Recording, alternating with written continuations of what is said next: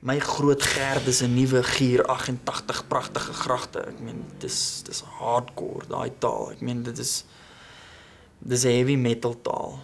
Yes, dude, jy het my omtrent gevraai. Daai oomblik was my cool. Shit, was dit enigstens sin gemaak?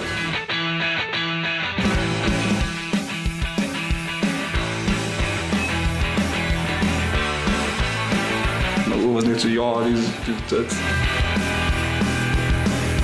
Dan moet 'n change kom sometime, you know what I mean? Like, Miskien techno sakkie.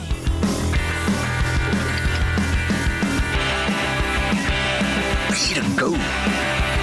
Wat ons meer sit huidiglik is 'n amper 'n irrasionele explosion van Afrikaanse musiek. Definitief. Sorry to say, maar baie Suid-Afrikaners is gewoond aan baie kak kwaliteit. Dit eintlik kan mense sê wat hulle wil. botterbilletjies, ja. Hey, was so hare. Daar's nie 'n aparte Afrikaanse universe nie. Sorry. Ek like van Afrikaans praat. Ons is Afrika.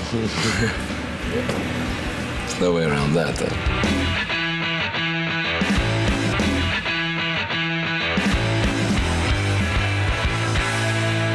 Nee, ek sê vir jou sê hoekom jy. So laat ek vir jou vertel, hoekom is Afrikaanse musiek so populêr op die oomblik? Daar's 'n verskeidenheid van redes. En hierdie is een van my favourite besprekingspunte. Okay.